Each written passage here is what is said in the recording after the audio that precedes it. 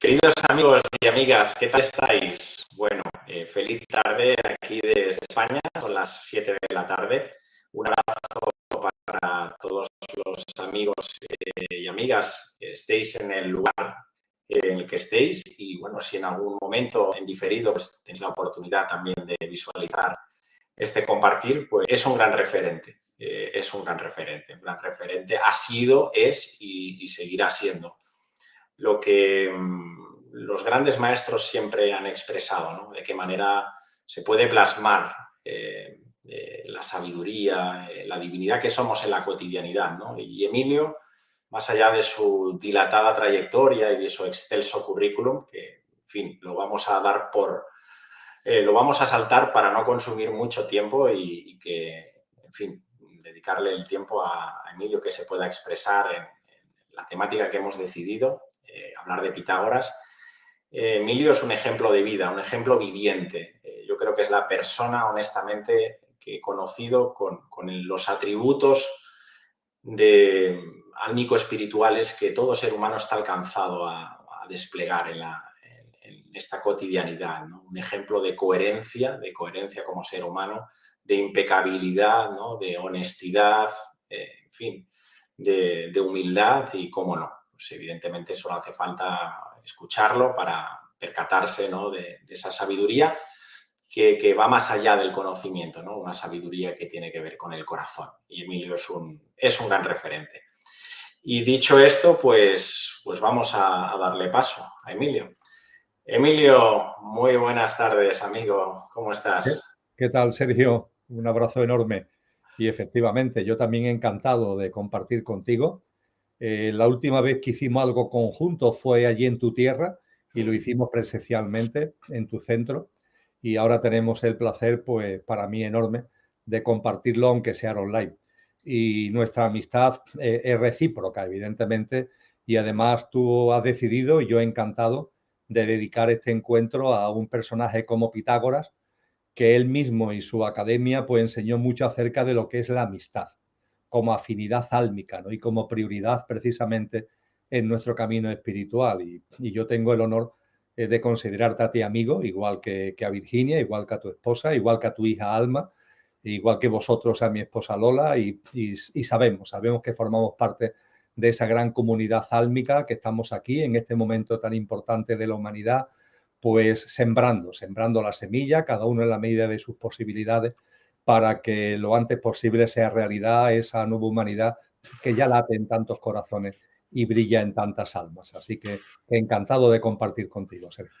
Qué bueno, Emilio, muchísimas gracias. Bueno, yo honestamente, Emilio, decidí la temática de Pitágoras porque sentía que eres seguramente de las personas que más pueden hablar de Pitágoras, ¿no? Es decir, tienes, antes te lo decía fuera de la grabación, muchas similitudes, ¿no? con la figura de Pitágoras, por la forma de percibir la vida, por la forma de desplegarla, ¿no? De vivirla, por esa parte también que estás junto a Lola desplegando desde ya hace algunos años, ¿no? En la Academia de la Consciencia, ¿no? Que fue, bueno, que sigue siendo pues un lugar donde practicáis una espiritualidad profunda, una espiritualidad verdadera, real, ¿verdad? Y bien, pues en tu corazón, evidentemente, y no sé si eso tiene mucho en fin, que aportar, pero yo siento que evidentemente tú estuviste en esa escuela pitagórica en Crotona y de alguna manera tienes mucho que aportar, ¿no? Entonces, ya entrando en materia, Emilio, la primera pregunta que yo quisiera preguntarte y, en fin, que pudieras desplegar, ¿quién fue Pitágoras? ¿No? Porque sabemos indirectamente de la figura de Pitágoras porque, como otros grandes maestros, él no dejó nada escrito, ¿no? Es decir, no dejó a puño y letra nada. Sí que sabemos que evidentemente pues, forma parte de un maestro, ¿no? Como se predijo en el oráculo de Delfos, que llegaba un avatar, ¿no? Hijo de Apolo.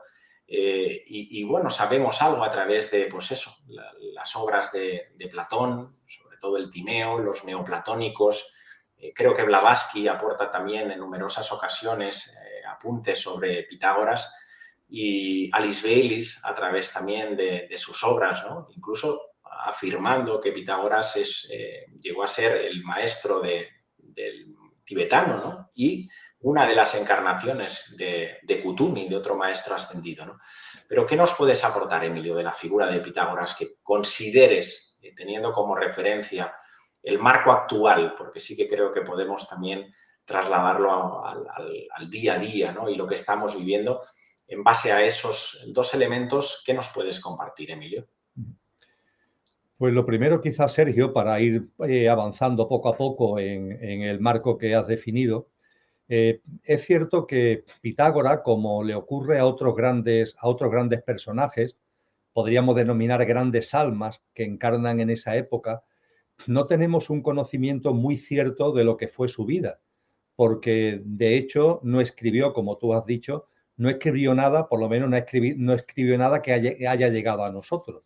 Con lo que sabemos acerca de él es por sus discípulos, es decir, es por lo que aquellos que conformaron su academia, de la que hablaremos ahora en el contexto de nuestro diálogo.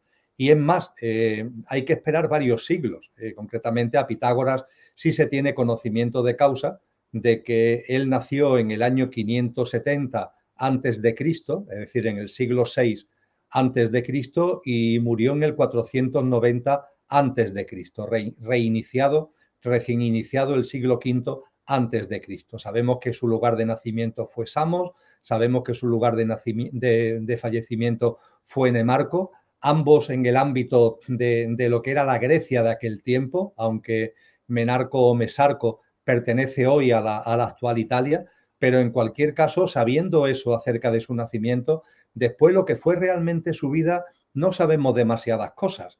Le atribuyen muchos viajes, de hecho su padre era un mercader al que acompañó él ya siendo un joven, lo acompañó a muchos viajes, pero hay muchas dudas acerca realmente a dónde viajó.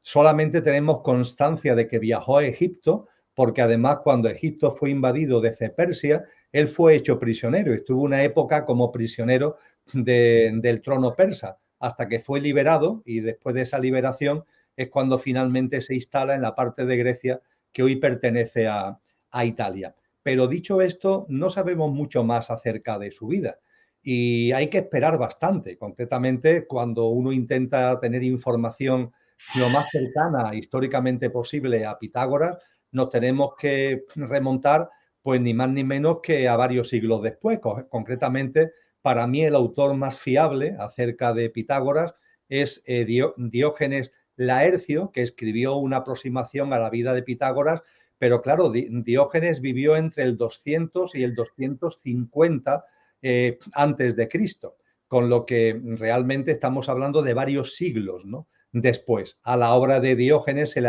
también se le incorpora la obra de Porfirio, la obra de Jámblico, pero yo diría que la obra de Diógenes es la que mejor nos puede acercar y más cercana en el tiempo a Pitágoras, pero estamos hablando de varios siglos. Y en ese sentido, Sergio, quiero constatar que lo mismo ocurre con otros grandes personajes de esa misma época, de una época con muy poca diferencia en términos históricos. Por ejemplo, es el caso de Siddhartha Gautama, ¿no? Es decir, el caso de Buda Gautama, que también sabemos que nació aproximadamente en el siglo VI, aproximadamente antes de Cristo, pero que no hay nada que nos dejara él escrito, ni hay nada dicho sobre él en ningún texto hasta varios siglos después. Pero lo cierto, y creo que es lo primero que tenemos que remarcar aquí, es que esas grandes almas, estamos hablando ni más ni menos que de Buda Gautama, posiblemente en ese contexto el alma más excelsa que encarna en ese periodo histórico. Estamos hablando de Pitágoras, otra gran alma sin ningún tipo de dudas. Estamos hablando de Parménides, estamos hablando de Lao Tse, de Confucio, estamos hablando de los grandes instructores espirituales que ponen en marcha lo que hoy conocemos como el budismo, lo que hoy conocemos como el hinduismo, lo que hoy conocemos como el taoísmo, la escuela de misterio de las 100 flores de China, las escuelas de misterio de Egipto, las escuelas de misterio como el Uisis del antiguo Egipto, Zoroastro y el zoroastrismo en Persia, los grandes profetas hebreos, todo eso se condensa en muy poco tiempo. Es decir, estas manifestaciones tan excelsas de grandes personajes que lo que tienen detrás son grandes almas, acerca de las cuales de su vida en sentido estricto no sabemos mucho, pero a través de los que lo siguieron sí tenemos una información importante, marcan sin ningún tipo de duda un antes y un después en la evolución en conciencia de la humanidad. Concretamente para mí es muy importante remarcar que Pitágoras, junto con Buda, junto con Lao Tse, junto con Confucio, junto con Zoroastro, junto con Parménides, junto con todo lo que acabo de compartir, forman el núcleo duro de lo que ese gran filósofo de la primera mitad del siglo XX, que fue Karl Jasper, denominó la era axial. Un término que posiblemente no es muy conocido, pero que en filosofía sí tiene un reconocimiento. En cualquier enciclopedia, sea virtual o sea escrita en formato antiguo, en formato papel, encontramos muchas referencias a la era axial, y la era axial marca un antes y un después gracias a las aportaciones de estos personajes. Estos personajes como Pitágoras lo que nos ayudan es a marcar una nueva forma de acercarnos a lo trascendente y a partir de lo trascendente a nosotros mismos, porque lo trascendente, lo que está más allá de la apariencia y tiene que ver con la esencia, no solo está en la realidad que nos rodea, está también en cada uno de nosotros. Y hasta esa era axial, hasta las aportaciones de estas grandes almas encarnadas, las aproximaciones que la humanidad había hecho a lo trascendente se habían movido siempre en el ámbito de lo mitológico, en el ámbito de lo simbólico, en el ámbito de lo ritual y de lo ceremonial. Y lo que hacen estas grandes almas es abrir una puerta nueva y nos muestran que a través de lo que en la constitución sextenaria del ser humano se denomina la mente abstracta, es decir, a través de nuestro plano mental y la parte más elevada, más plena de nuestro mundo mental, tenemos la capacidad a través de la introspección, a través de la disquisición, del discernimiento, de la inducción, de la deducción, tenemos la capacidad de acercarnos y de vislumbrar lo trascendente. Y en esto Pitágoras es fundamental.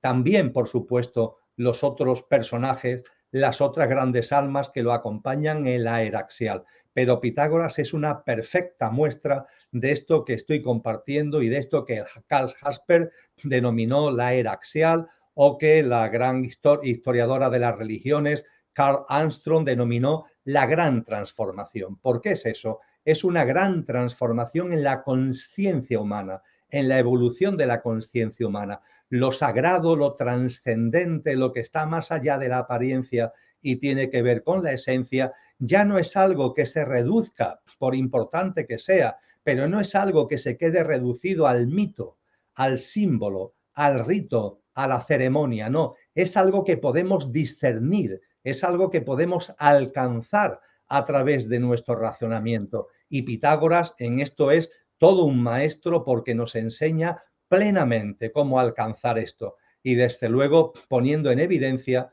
y te permito ahora, ya me he extendido demasiado para que tú vuelvas a coger la dirección de este diálogo, pero lo que es muy importante en todos estos grandes hombres y mujeres, y lo es también en Pitágoras, es que estas aportaciones la bajan al terreno. Es decir, no se quedan en el hecho de mostrarnos que tenemos la posibilidad de vislumbrar las grandes verdades de la vida, de la existencia, del universo. No se quedan ahí, sino que nos indican con claridad de que todo eso tiene que ser bajado al terreno de la vida práctica.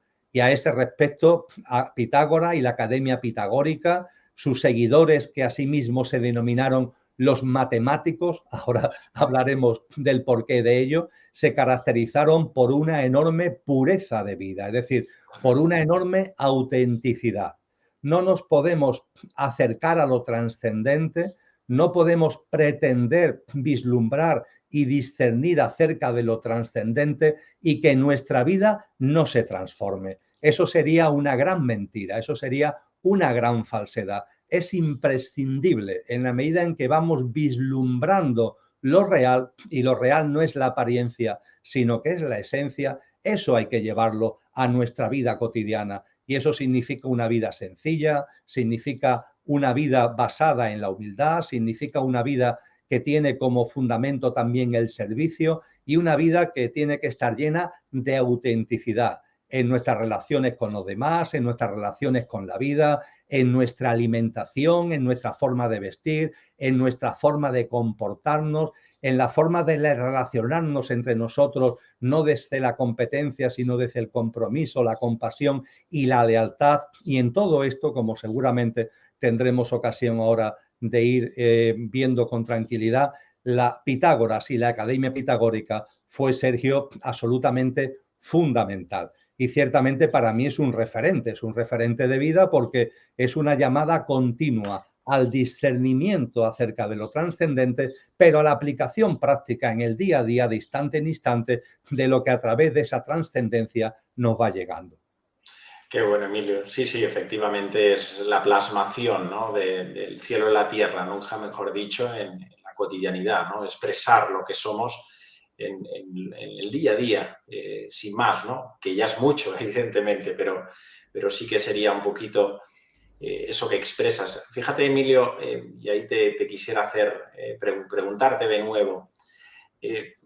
Pitágoras recoge muy bien, ¿no?, la fusión, o como lo percibo yo, la fusión entre Oriente y Occidente, ¿no? Es decir, él, a través de ese pensamiento más occidental, y evidentemente recoge, se dice, ¿no?, que tuvo varias iniciaciones, además de esa de Egipto, a través de los misterios órficos, incluso se cuenta que andó por la India. De hecho, creo que es Blavatsky, apunta al nombre de Yavanacharya, que es el nombre que le ponen a Pitágoras en India, es decir, conoce bien la tradición oriental.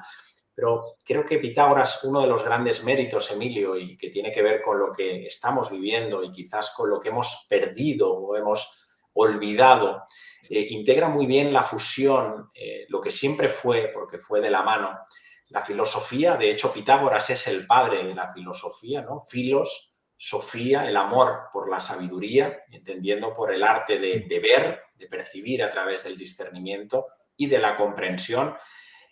La ciencia, creo que Pitágoras, seguro que a lo largo del compartir de hoy podremos abrir esa ventana de las aportaciones tan importantes que Pitágoras, en fin, se dice, ¿no?, que con su lira de 7 cuerdas fue capaz de descifrar el universo entero, ¿no? De hecho, podríamos hacer una similitud con la teoría de cuerdas actual, de vanguardia, ¿no?, real. Es decir, las matemáticas, como Pitágoras, a través de los números, fue capaz de establecer una cosmogénesis, ¿no? Es decir, hablar de los ciclos evolutivos, hablar de las famosas eras. Es decir, fue capaz de coger la ciencia y también bajarla al día a día. Y evidentemente la espiritualidad. ¿Por qué esa fusión, que siempre fue uno, a día de hoy, Emilio, percibimos que casi va todo aislado? Es verdad que poco a poco, de alguna manera, pues a través de la mecánica cuántica, a través de ciencias más, bueno, que empiezan a vislumbrar esa esencia que tú expresabas, pero ¿por qué de aquello que fue uno pasamos luego a diseccionar, ¿no?, a percibir esa dualidad tan profunda y que seguramente ha hecho tanto daño en términos conscienciales a la ciencia, a la mal llamada filosofía y a todo lo que entendemos por espiritualidad? ¿Cómo lo percibes, Emilio? Lo que no hay ningún tipo de duda, Sergio, es que las enseñanzas de Pitágoras, conforme nos han enseñado sus discípulos, eran enormemente insistentes en el hecho de que hay un principio primordial que todo lo impulsa. Y ese principio primordial que todo lo impulsa, que impulsa el universo, que impulsa la vida, que impulsa la existencia, tiene una enorme similitud con lo que en el ámbito oriental es la expresión Tao, el Tao, un vocablo del chino antiguo que también hace referencia precisamente a ese principio primordial que todo lo impulsa. Tú has compartido que hay autores que mantienen la idea de que Pitágoras llegó a la India y que allí tuvo conocimientos, tuvo sabiduría. Lo que no hay ningún tipo de dudas es que estando en Egipto, cuando fue hecho prisionero, él vivió un tiempo en Babilonia y allí se conoce que en Babilonia, donde había una especie de conjunción de la espiritualidad y del conocimiento de Oriente y de Occidente, él tuvo acceso a grandes saberes. Y puede ser que precisamente esta especie de sincretismo que tú mencionas entre Occidente y Oriente se deba precisamente a eso, independientemente de otros viajes, a la estancia larga que tuvo Pitágoras en el ámbito de la Babilonia de hace aproximadamente 2500 años. Y es ahí donde él percibe, donde él aprende, donde él comprende, y a partir de ahí donde él divulga cuando vuelve al Mediterráneo esa idea del principio primordial. Porque el principio primordial que todo lo impulsa conlleva igualmente que ese principio primordial explica el origen y explica la evolución de la realidad, explica el origen y la evolución de la vida y de la existencia y, por supuesto, del universo. Y como la vida, la existencia y el universo en su conjunto tiene como razón de ser y como factor de impulso continuo un principio primordial, eso va unido a las ideas de orden y de armonía. De hecho, la escuela pitagórica le dio una enorme importancia a ese término que hoy usamos como sinónimo de universo, pero que siendo similar es distinto. Me refiero al término cosmos. Hoy hablamos de cosmos, de universo, como si fueran sinónimos, ¿verdad? Sin embargo, la Pitágoras nos enseñó a que una cosa es el universo y otra cosa es el cosmos, porque el cosmos es una visión del universo donde el universo transciende lo meramente físico. El universo no es solamente astros, estrellas, no es solamente lo que hoy nos enseña la astrofísica cuando nos habla de materia ordinaria, de materia oscura, de energía oscura. Claro que todo eso está en el universo, pero más allá de todo eso, el universo tiene un orden, el universo tiene un sentido, el universo tiene una armonía, y esa armonía, ese orden y ese sentido es lo que se expresa precisamente en el término cosmos, que significa etimológicamente orden y armonía. Y ahí la escuela pitagórica pone un enorme énfasis. No vivimos simplemente en un universo material, no, vivimos en un cosmos. Y el cosmos le da al universo una percepción metafísica, no física, sino metafísica. Ciertamente el universo, la vida y la existencia tiene una base física, pero la percepción de que hay un principio que es el origen y el que fomenta la evolución del universo, de la vida y la existencia, nos lleva también igualmente a que podamos comprender que ahí hay un orden, ese orden natural del que nos han hablado tantas tradiciones, el ordo amoris del que nos habló Agustín de Hipona, el orden del amor, el orden de la armonía, el orden del equilibrio. Y eso nos ayuda, repito, a percibir el universo no como un fenómeno físico, sino como un fenómeno metafísico. Y a partir de esa percepción del universo como cosmos, como un universo metafísico, como hay un orden, como hay un equilibrio, como hay un principio primordial que todo lo impulsa, eso significa que ese orden también se plasma en manifestaciones de ese orden. Y es ahí donde la música y la matemática y la geometría sagrada para la escuela pitagórica y para la academia pitagórica tiene una gran importancia. Es decir, las matemáticas son ni más ni menos que una de las plasmaciones en proporciones, en razones numéricas, son una de las manifestaciones, una manifestación enormemente trascendente de ese orden que va unido a la idea de cosmos. Igualmente, junto con las matemáticas, la música, porque la percepción del número que tiene Pitágoras y que nos enseña la Academia Pitagórica transciende a lo que hoy coloquialmente llamamos número. No, el número es mucho más que un dígito, el número es una idea. Y de hecho en la Academia Pitagórica se enseñaba de que hay números perfectos y números imperfectos. Por mucho que nos pueda sorprender, incluso se hablaba de números en el sentido positivo y números en el sentido negativo, pero no desde el punto de vista estrictamente numérico, sino desde el punto de vista ético. y se hablaba, por supuesto, de las proporciones.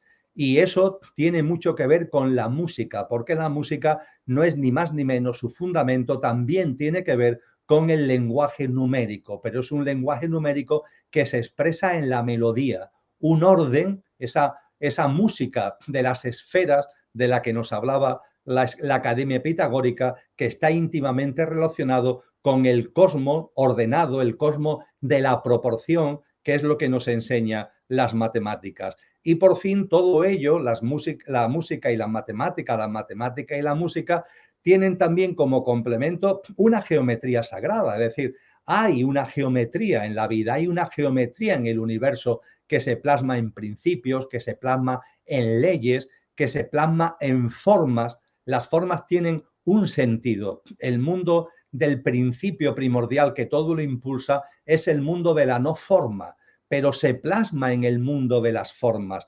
Y ese mundo de las formas tiene implícito un orden que a través de la geometría y a través de las formas geométricas podemos conocer. Y ellos le dieron mucha importancia a todas las formas geométricas, como por ejemplo el triángulo, a la hora de entender la profundidad de la vida. Y todo esto, Sergio, desde luego, se hacía en un contexto donde en la Academia Pitagórica a los alumnos, vamos a llamarlo así, que llegaban a esa academia, lo primero que se les enseñaba son los instrumentos, vamos a llamar así, rudimentarios. Es decir, se les enseñaba desde el punto de vista de las matemáticas, conocimientos matemáticos básicos.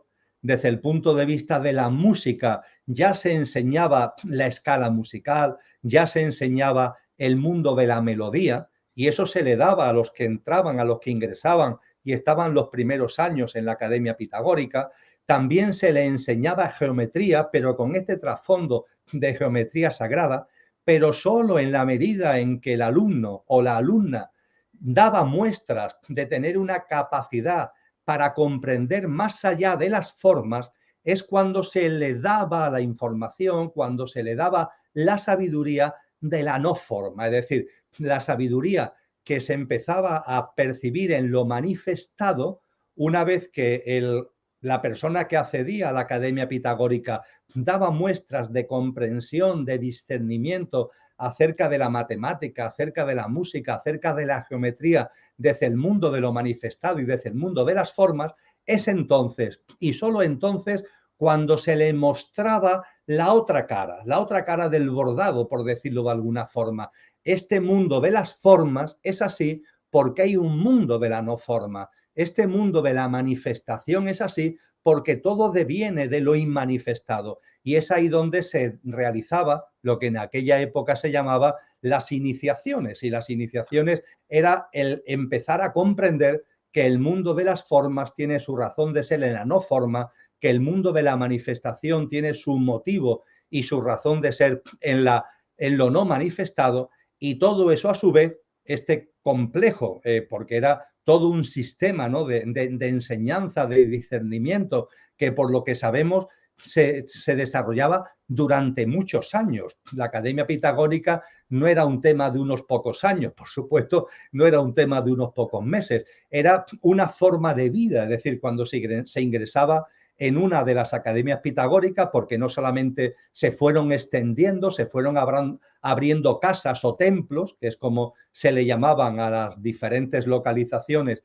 de la Academia Pitagórica que fueron naciendo, las personas, hombres y mujeres que se acercaban a ello, porque eran hombres y mujeres, en esto es muy importante en aquella época, en absoluta relación de igualdad, lo que accedían a esas casas era como una forma de vida, era algo que no se limitaba a ir como a aprender determinadas cosas, no. Ese aprendizaje, esto hila, Sergio, con lo que hablábamos hace un rato, tiene que impregnar tu vida. Y en esas casas, en esos templos, en esa academia pitagórica, en sus diferentes localizaciones, se llevaba a cabo una práctica de vida donde las matemáticas, la música y la geometría tenían un fundamento que finalmente desembocaba en la filosofía, y la filosofía era una forma de vida, una manera de vivir, una práctica de vida que tenía su fundamento en la purificación, entendiendo como la purificación una forma de vida en la que lo que es fundamental, en la que tiene que llenarnos en cada instante de nuestro día a día, no son las cuestiones que interesan a nuestro pequeño yo, no tiene nada que ver con nuestro mundo emocional, nuestro mundo mental, nuestras necesidades físicas, sino que por encima de eso hay algo que todo lo impregna, que toma el mando consciente de nuestra vida y que nos lleva a ser ejemplos de pureza. Pureza no en el sentido de rechazar nada, sino en el sentido de integrar todo y de una práctica de vida absolutamente fundamentada en la autenticidad, en el llevar a cabo con coherencia, con conciencia lo que es nuestro verdadero ser. Así que para mí, claro, esto es colosal, es decir, esto han pasado 2500 años, hoy se habla mucho de muchas cosas, pero hemos vivido, y tú has hecho referencia para seguir avanzando y ya ir terminando en las reflexiones que tú has hecho. Esto se rompe en un momento determinado de la evolución humana. El renacimiento, lo que conocemos como el renacimiento, fue un intento de recuperar esta visión global. Cuando hablamos del renacimiento estamos hablando también de grandes almas. Ahí está, pongamos por caso Leonardo da Vinci, por poner solamente un ejemplo, y son almas enormes que lo que intentan es recuperar esta visión holística, donde todo tiene un fundamento, donde todas las piezas encajan y donde las cosas no están rotas, sino que todas están enmarcadas en un contexto que le da orden, que le da equilibrio y que le da armonía. Sin embargo, ya a partir del siglo XVI, siglo XVII, la denominada ciencia, que es una ciencia que va derivando cada vez más hacia el materialismo, esto lo va rompiendo. Es una ciencia que se va oponiendo a lo trascendente, es decir, es una ciencia que queriendo avanzar como ciencia se olvida de la no forma, se olvida de lo inmanifestado y solo se obceca en el mundo de las formas y en el mundo de lo manifestado. Y eso hizo que en el siglo XVIII, siglo XIX, siglo XX, la ciencia se fuera contaminando de un enorme materialismo. Y ese enorme materialismo va unido a la especialización. Yo sé mucho de algo muy concreto, pero el resto no me interesa. Yo sé algo muy concreto, pongamos por caso, de las estrellas que tienen el calificativo de las enanas marrón. Yo sé mucho de las estrellas enanas marrón, pero no me preguntes acerca del universo y no me digamos ya acerca de eso que Pitágoras llamó el cosmos, porque yo me he especializado en las estrellas que tienen la denominación de las enanas marrón. Esa especialización hace que veamos un árbol, pero que perdamos la perspectiva del bosque. Las enseñanzas de la era axial con Pitágoras a la cabeza es que veamos, por supuesto, el árbol que somos y los árboles que tenemos delante, pero no perdiendo nunca la perspectiva del bosque. Ese cosmos, que es un universo metafísico con un orden, con un equilibrio, es el bosque que nos permite tener una perspectiva para comprender el sentido del árbol. Utilizando el título de la famosa obra de Willy Jigger, La ola es el mar, la comprensión del orden, la comprensión del equilibrio, la comprensión de la armonía, la comprensión del sentido de la vida, nos permite ver el bosque. Y a partir de percibir y de ver el bosque, tenemos la capacidad de encontrar el sentido de nuestra vida como árbol, como ola. Pero si no comprendemos que la ola es el mar, si no nos damos cuenta que el árbol es el bosque, a partir de ahí el encuentro con lo que somos y la vida plena y el sentido de nuestra vida se convierte en un imposible. La ciencia en un momento determinado se contamina del materialismo, la obsesión por las formas, por la apariencia, y esa obsesión por las formas, por la apariencia, la lleva igualmente a la especialización, de modo y manera que pierde la perspectiva global de la realidad. Afortunadamente, y nada es casual porque todo tiene un sentido profundo, desde las ecuaciones de Maxwell ya a finales del siglo XIX, pero sobre todo con la teoría de la relatividad de Albert Einstein y a partir de ahí con lo que ha sido la física cuántica y todo lo que ha venido después, también con esa teoría de cuerdas que tú mencionabas y todo lo que es los fundamentos supercuánticos y cuánticos, lo que es la teoría del principio holográfico, todo lo que ha venido después hasta llevarnos al momento actual de la física y de la astrofísica, supone un retomar todo eso. Hoy cada vez son más los científicos, cada vez son más los astrofísicos, cada vez son más los astrónomos que miran el universo y ya no ven el universo, ven el cosmos del que hablaba Pitágoras. Cada vez son más los eruditos científicos que están dejando atrás este cientificismo materialista especialicista y que está comprendiendo que la realidad de la vida es algo holístico, es algo global y están percibiendo el universo como una unidad de vida llena de armonía, llena de equilibrio, donde todo tiene su sentido, donde hay un orden, donde ese orden se plasma en leyes, se plasma en principios, se plasma igualmente en ciclos, se plasma en evolución. Y hoy día yo creo que estamos asistiendo a eso, aunque la sociedad vaya por otro lado, porque esta sociedad ha matado a Dios, está absolutamente impregnada de lo intranscendente, pero curiosamente en el ámbito científico sí estamos asistiendo a esta especie de reencuentro de lo que es la herencia pitagórica, el reencuentro entre la ciencia y la trascendencia, entre la ciencia y la espiritualidad,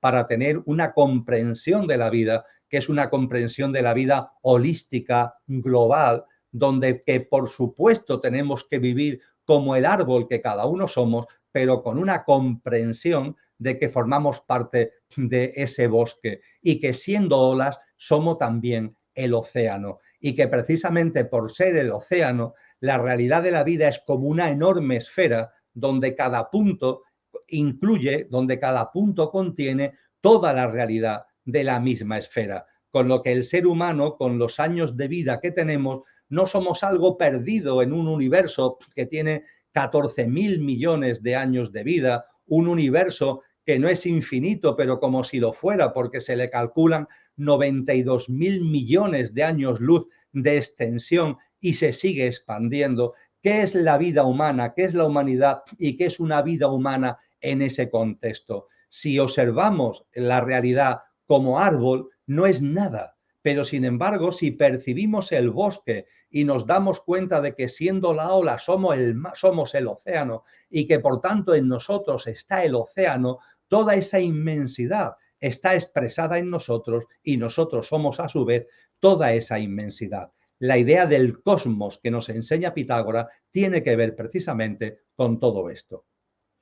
Qué bueno, Emilio, qué gran aportación. Sí, la unidad de lo que fue siempre y lo que es, y de alguna manera pues hemos olvidado eso que de alguna manera siempre ha sido y siempre es, y lo hemos de alguna manera partido, ¿no? Al identificarnos con esa falsa apariencia y olvidarnos por completo de la esencia, ¿no? Te quisiera, Emilio, ya directamente entrando en esa escuela pitagórica, hacerte dos reflexiones o dos preguntas, a ver cómo las percibes y que creo que son de gran utilidad para el momento que está viviendo la humanidad y sobre todo al proceso al que va la humanidad, ¿no? ¿Por qué la importancia que tiene en la escuela pitagórica el cultivo y el desarrollo de nous o de manas o de la mente abstracta en esas prácticas tan cuidadas que tenía la escuela pitagórica, tanto en el silencio, ¿verdad? Se dice que incluso había un filtro de 7 años de silencio para acceder, no sé si a la enseñanza esotérica o a la exotérica, pero había un largo periodo prolongado de silencio.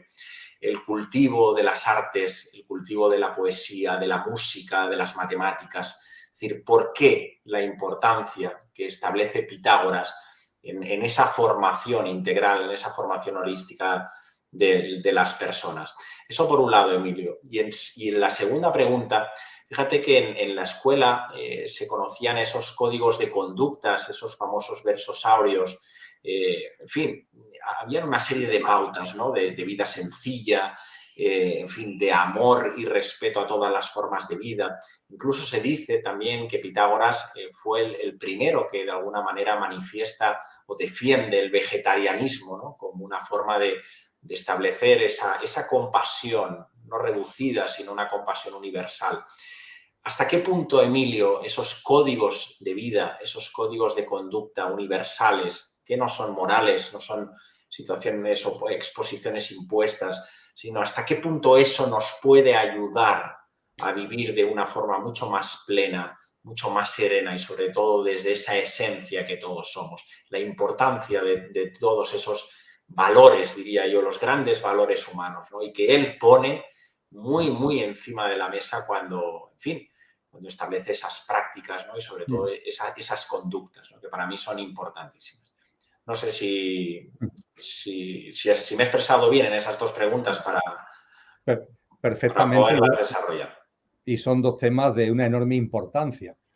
Y con relación a lo primero, compartí anteriormente de que en la Academia Pitagórica lo primero que se le daba a la persona que accedía a ella eran una serie de conocimientos.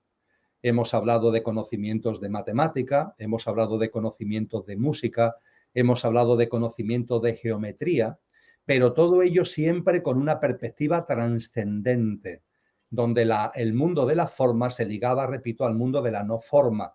Las matemáticas era una manera de comprender las formas, pero también lo que está más allá, los principios, las proporciones, las razones que tienen que ver con ese principio primordial al que hemos hecho referencia. La música ciertamente tiene una plasmación en nuestra vida cotidiana, pero la escala musical, las notas musicales, su armonía matemática igualmente, tienen que ver con esa trascendencia a la que vengo haciendo referencia. Y en el ámbito de la geometría, exactamente igual. No solo se enseñaba geometría, no solamente se hablaba de los sólidos, entre comillas, que hoy conocemos como platónicos, que tuvieron su origen en el mundo pitagórico. No solamente se hablaba del triángulo o del cuadrado, sino que se enseñaba que las áreas, la geometría que hay detrás de esas formas tienen que ver con el mundo de la no forma.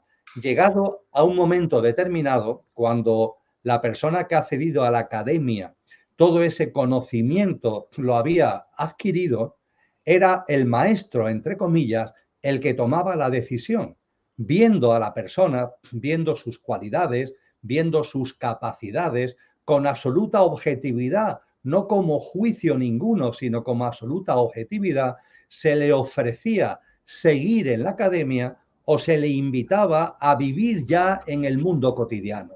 Es decir, se entendía que había personas que con ese conocimiento adquirido, por sus cualidades, por sus dones, por sus talentos, lo que conllevaba ya era vivir en la realidad cotidiana.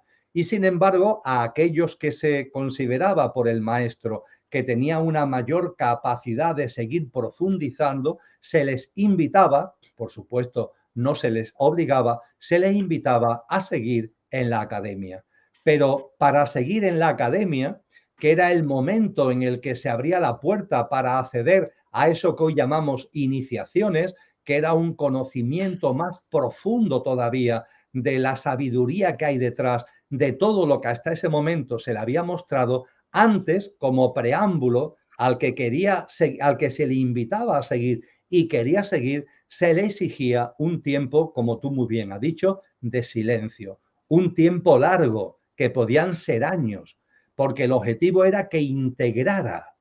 En esta sociedad donde todo es muy rápido, esto nos parece inaudito. ¿Cómo que me va a pedir nadie? ¿Cómo que se me va a exigir que esa sabiduría que yo he adquirido tengo necesidad de años para integrarla? Pues sí, es necesario que la hagas tuya, es necesario que la reflexiones, es necesario que te impregne, es necesario que esa integración y ese impregnarte se vaya manifestando en algo que te mueve a vivir de otra manera. Y vuelvo al término pureza, que tiene que ver con la autenticidad, y no como algo obligado, no como algo que se te imponga, sino que ese silencio, esa introspección, ese encuentro interior, ese bajar a tu terreno, todo ese discernimiento, toda esa sabiduría, de un modo natural te vaya llevando a una vida coherente con tu auténtico ser. Y esa coherencia significa sencillez,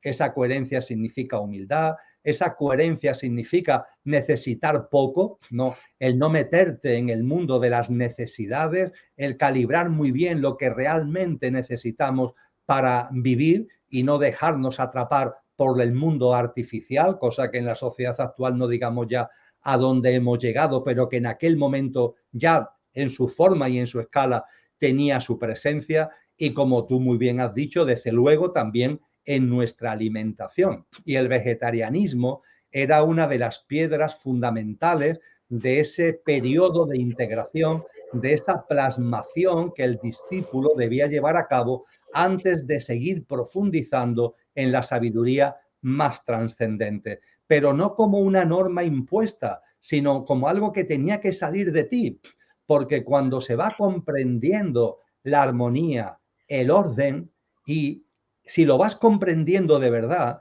si eso te va impregnando, te tiene que llenar de reverencia por la vida. Y la reverencia por la vida tiene que ver con la compasión. No solamente la compasión por los seres humanos, sino la compasión, la compenetración, la reverencia hacia la vida en todas sus formas. Y una persona que de alguna manera va comprendiendo el orden, la armonía, el equilibrio del cosmos, con todo lo que ello conlleva y que quiere plasmarlo en su vida, inevitablemente, de una forma natural, eso tiene que llevarlo a una manera de alimentarse que no dañe a otras formas de vida, que no dañe al reino animal. Es lo mínimo que se puede exigir a una persona que va comprendiendo lo que el bosque es. Vivir sin dañar a otras formas de vida. Y no solamente en la alimentación, se conoce que estaba prohibido el vestir con pieles de animales, cosa que en aquella época era un tema especialmente controvertido, porque era una práctica de vida donde el daño al mundo animal, donde la reverencia por la vida era fundamental.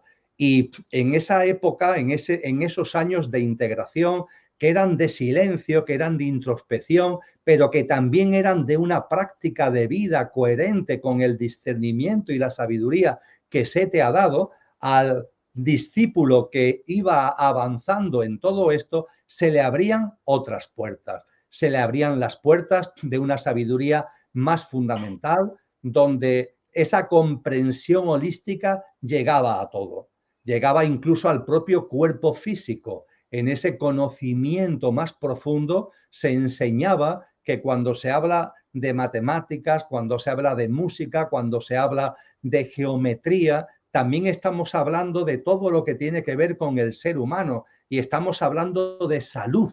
Y una salud que va mucho más allá de lo puramente físico, tiene que ver con la vitalidad, tiene que ver con una forma de vida metafísica que te llena de vitalidad, que te llena de jovialidad, que pone tu vida en servicio, y a partir de ese servicio, precisamente, de esa jovialidad y de esa vitalidad, eres inmune a la enfermedad, porque la enfermedad no tiene nada que enseñarte. Ellos mostraban que la enfermedad llega al ser humano o por unas prácticas de vida que no son saludables, cosa que en la escuela pitagórica te enseñaban a no caer en esas prácticas de vida no saludables, o porque tiene un sentido, tiene un mensaje la enfermedad en tu vida. Pero claro, si tú ya has plasmado tu vida, si tú ya has puesto tu vida alineada con el sentido de la vida, ya no necesitas el instrumento de la enfermedad y por tanto vives en la salud. Y todo eso a su vez, Sergio, hay que tener en cuenta porque podemos decir, oye, esto es un trabajo ingente. Hombre, la Academia Pitagórica también enseñaba acerca de la existencia del alma. Ellos eran muy insistentes, muy categóricos en el hecho de que el ser humano tiene un alma, que hay un alma encarnada en cada ser humano. Se nos enseña igualmente en la Academia Pitagórica que el alma está llamada a elevarse, es decir, el alma está llamada a evolucionar en autoconsciencia, y la evolución en autoconsciencia se lleva a cabo a través de la mentepsicosis o de la reencarnación, lo cual hila mucho con las tradiciones orientales que también nos enseñan la vida como una cadena de vidas, no como una cadena de reencarnaciones. Con lo cual, al discípulo de la Academia Pitagórica no solamente se le estaban dando instrumentos para la vida que estaba llevando a cabo, sino instrumentos que debían impregnar su alma como herramientas válidas para las siguientes vidas, en el entendimiento de que cuando la conciencia llega al alma, eso no se pierde.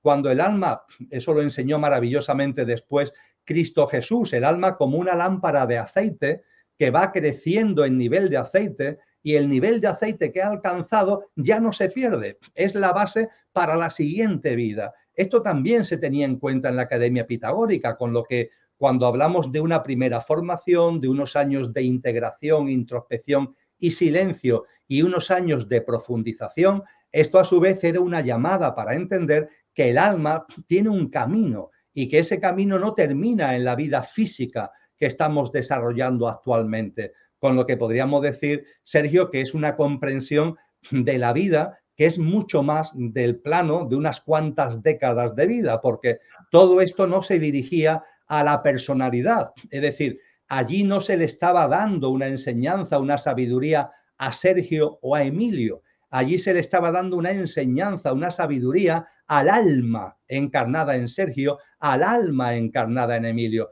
Es a esas almas a las que se le estaba dando un contexto que le permitía elevar su autoconsciencia, aumentar el nivel de aceite del que nos habla Cristo Jesús en el capítulo 25 del Evangelio de Mateo, y eso ya es un patrimonio álmico que tú tienes para las siguientes vidas.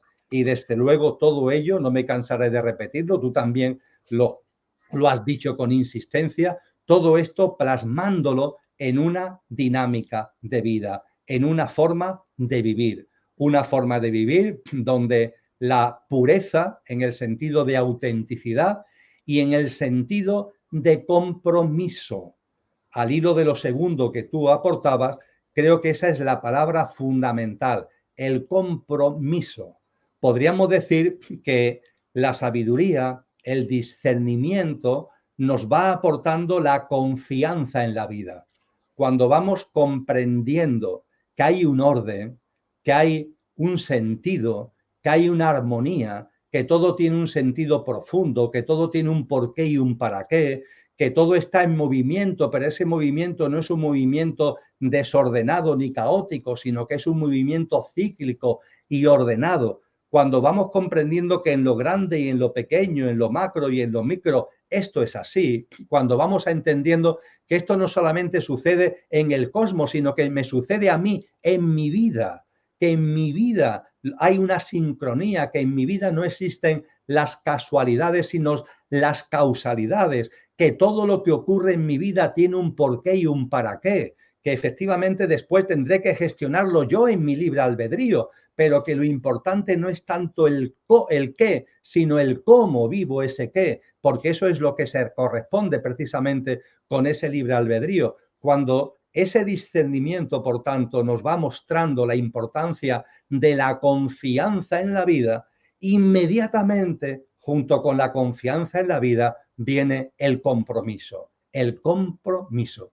Y ese compromiso en la Academia Pitagórica era una clave fundamental, un compromiso de lealtad, pero sobre todo de lealtad, que esto a veces cuando se leen textos que hablan de la Academia Pitagórica, que hablan de la lealtad no era tanto al maestro, no era la lealtad a Pitágoras, no, era la lealtad contigo mismo. Es que tienes que ser leal contigo, con tu verdadero ser. Si eres leal contigo, vas a ser leal con todo el mundo, pero si no eres leal contigo, no vas a ser leal con nadie. Tienes que ser leal con tu verdadero ser, con tu ser genuino.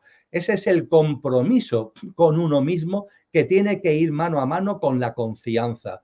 Confianza en la vida y compromiso contigo, pero no con tu personalidad pasajera, no con el Sergio o el Emilio efímero de turno, no, sino con lo que de verdad ahí está encarnado y es imperecedero. Comprométete desde la pureza, desde la autenticidad, comprométete con eso. Y finalmente, desde luego, esa lealtad que se enseñaba en la Academia Pitagórica tiene también que ver con la perseverancia.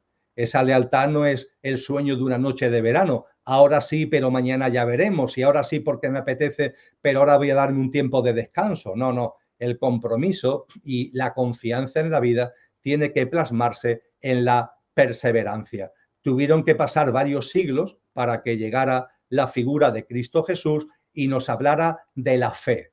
Esa fe que si tuviéramos fe del tamaño de un grano de mostaza, moveríamos montañas, nos dice Cristo Jesús. Esa fe que si la tuviéramos del tamaño de un grano de mostaza nos permitiría hacer lo mismo que Cristo y mucho más, nos dice él. Pues bien, esa fe, cuando nos vamos al griego clásico, en las primeras versiones del Nuevo Testamento, Jesús hablaba de pistis, un término de griego clásico que significa precisamente, eso ha derivado del griego al latín y del latín al castellano, en lo que hoy llamamos fe, pero cuando se hablaba de fe, no se estaba hablando de comulgar con ruedas de molino, no se estaba hablando de creerme lo que otro dice porque el otro lo dice y el otro es muy importante y me lo tengo que creer. No, no, para nada. Esa fe etimológicamente es pistis, y pistis es un término griego antiguo, griego clásico, que significa precisamente confianza, compromiso y perseverancia. Confianza en la vida, compromiso con tu verdadero ser y perseverancia en esa confianza y en ese compromiso. Esas enseñanzas estaban absolutamente claras en la Academia Pitagórica y podríamos decir que era la fase final. Ese discípulo que había pasado la primera parte de formación, que había pasado después por esa fase que tú señalabas de silencio, de introspección, de plasmación de todo ello en la práctica de vida, se le abrían las puertas después a una sabiduría más profunda con los fundamentos de la confianza en la vida, del compromiso con nuestro verdadero ser y de la perseverancia en esa confianza y en ese compromiso. Qué bueno, Emilio. Sí, sí, al final esa impecabilidad, ¿no? Y esa coherencia interna de mantenernos firmes y en coherencia con la vida al final, ¿no? Con lo que realmente somos es ir en coherencia con la vida y plasmarlo en nuestra cotidianidad. No olvidemos que más en esta a veces encrucijada a la que nos metemos muchas veces y en el ámbito espiritual también, ¿no? Que intentamos buscar no sé qué para no conseguir no sé qué, para experiencias de no sé qué tipo. Bien, yo creo que ahí tenemos en nuestro día a día una gran oportunidad de oro para manifestar lo que somos y lo que es y lo que ha sido siempre y será, ¿no? Ya, Emilio, para cerrar, quisiéramos saber qué actividades que tienes previsto dentro de esa agenda que, bueno, las personas que no han tenido la oportunidad, lo digo honestamente y de corazón, tienen que acudir a esa escuela pitagórica llamada Escuela de la Consciencia en la Sierra de Gredos, donde durante todo el año, no sé si quieres apuntar alguna cosita, Emilio, en relación a la escuela, y también compartir si tienes alguna actividad prevista. Sé que hay varias actividades que ya están completas y completísimas, pero bueno, si nos quieres anunciar alguna cosita para poder tenerlo presente y poder asistir, estaremos encantados de saber qué hay por delante. Sí, pues, con mucho gusto, lo comparto con brevedad, por supuesto, Sergio. Sí, efectivamente, mi esposa Lola, que tú conoces perfectamente, y yo mismo dirigimos una academia, que es la Academia de la Consciencia, que es una iniciativa que tenemos organizada junto con Ecocentro, un proyecto consciente que ya lleva más de un cuarto de siglo desarrollándose en Madrid, pero que tiene un recinto muy especial en la Sierra de Gredos, en el norte de la provincia de Cáceres, que es la Hospedería del Silencio. Y ahí cada curso, normalmente los últimos fines de semana de cada mes, desde septiembre hasta mayo, y una escuela de verano en agosto, desarrollamos una metodología que hasta cierto punto tiene como telón de fondo esta academia pitagórica a la que estamos haciendo referencia, donde vamos tocando temas trascendentes durante un fin de semana. Las personas que estén interesadas en participar en estos retiros, cada uno es independiente del otro, no hay por qué, es decir, que para estar en uno tiene que haberse participado en los demás, son contenidos independientes entre sí. Es tan simple como entrar en la web de la Hospedería del Silencio, en la hospederiadelsilencio.org tienen toda la información. Y después, junto a eso, me gustaría compartir contigo que hemos terminado, porque ya está recién terminado, el curso anual que hacemos sobre Cristo Jesús, sobre la sabiduría y las enseñanzas profundas de Jesús de Nazaret. Y precisamente mañana o pasado en el blog que gestiono, que has tenido tú la amabilidad de poner ahí abajo la dirección, Emilio Carrillo Benito, blogspot.com, ya lanzaremos el siguiente curso. Son 12 sesiones desde septiembre del 23 a junio del 24, donde damos un texto, es un texto muy amplio, porque la formación sobre la sabiduría de Jesús es muy completa, es un texto de más de 250 páginas que vamos desengranando a través de 12 sesiones a lo largo del año. Acabamos de terminar el curso 22-23 y vamos a lanzar el curso 23-24. Y desde el punto de vista de encuentros físicos, aparte de la hospedería del silencio, ya que tú me invitas y también sintéticamente, pues compartir que el día 23 de septiembre, sábado, tendremos un encuentro en Madrid de mañana y de tarde, todo el sábado, y además en un aforo muy amplio, que es el teatro del Colegio Calasancio de Madrid. Se puede hacer presencial o online, pero yo invito especialmente la posibilidad de tener un encuentro físico en ese recinto maravilloso, que además es muy amplio, caben más de 500 personas, y hablaremos de la gran encrucijada en la que estamos en el momento actual y compartiré con mi buen amigo Enrique de Vicente. Tanto en la sesión de mañana como en la sesión de tarde, yo daré una charla, Enrique dará otra, iremos también por la tarde en el mismo formato y completaremos la mañana y la tarde con una mesa redonda de coloquio con el público. Y la verdad es que hay además Ecocentro, que también lo organiza, ha apretado mucho para que los precios del teatro y toda la organización sea lo mínimo, y no sé si es por 20 o 30 euros la posibilidad de estar compartiendo todo el sábado, porque en este tipo de actividades, y esto también lo enseñó Pitágoras, el lucro hay que dejarlo a un lado. Esto hay que hacerlo por el gozo de compartir, por el gozo de vivir en conciencia de esa autenticidad, de esa impecabilidad de la que tú hablabas. Así que estamos en un momento muy importante para cada uno de nosotros en particular y para la vida humana como colectivo, y vamos a disfrutarlo a pesar de tantas tensiones, de tantos conflictos, de tantas noticias negativas de aquí o de allá. Yo creo que si nos centramos en nosotros mismos podemos encontrar esa vía, podemos encontrar ese camino, que es el camino que en definitiva nos enseñó con mucha claridad esa academia pitagórica sobre la que hemos compartido. Emilio, ¿algún libro reciente? Ya sé que hay muchos siempre recientes, pero algún libro que acabes de publicar recientemente que nos quieras compartir, aprovechando también el momento. Pues invitaría sobre todo a uno que va a salir en cuanto que pase Sí, el verano, más que hablar de pasados. Bueno, sí.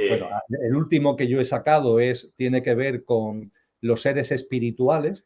El título del libro, que ha salido el pasado mes de marzo, son los seres espirituales evolutivos e involutivos: Cristo, la jerarquía celestial, Satán, Lucifer, Ahriman, y que está editado por Ediciones Adalid. En la web de la editorial Adalid se puede adquirir sin gastos de envío el libro. Y la editorial Consciente, que es una editorial de tu tierra, es una editorial que tiene su sede en Barcelona. Tú conoces a las personas que la promueven, son gente maravillosa. En el mes de octubre nos van a publicar, en este caso es un libro compartido por Lola y por mí, un texto que la verdad es que hemos gozado muchísimo escribiéndolo, que es el origen del universo, lo que le precede, de donde procede y su evolución a la luz de la astrofísica y a la luz de la espiritualidad, Oh, donde lo que hacemos fundamentalmente es beber de esas enseñanzas del cosmos y poner de manifiesto, tal como hemos compartido en estos momentos, en este encuentro, de que la ciencia actual se está dando la mano nuevamente con la espiritualidad, y que lo que nos enseña la astrofísica encaja maravillosamente con lo que las tradiciones espirituales nos han mostrado sobre el origen y el desarrollo y evolución del universo. qué bueno, Emilio. Pues nada, como ha sido un auténtico placer, un auténtico regalazo, vamos, escucharte y poder compartir sobre la figura de Pitágoras. Y me quedo con todas esas claves, ¿no? Todas esas aportaciones para llevarlo al día a día y tratar de ser esa mejor versión de uno mismo y tratar de ser un ejemplo impecable en nuestra forma de pensar, nuestra forma de sentir como no, nuestra forma de hacer. Y nada, Emilio, pues nada, muchísimas gracias, un auténtico lujo lujazo y seguimos adelante, Emilio. Gracias de corazón. Muchas gracias a ti y efectivamente seguimos hacia adelante con mucha alegría, con mucho entusiasmo y con mucha confianza. Muchas gracias, Sergio. Un gran abrazo. Igualmente, pues nada, queridos amigos, muchísimas gracias a todos y un fuerte abrazo. Seguimos adelante, claro que sí. Gracias.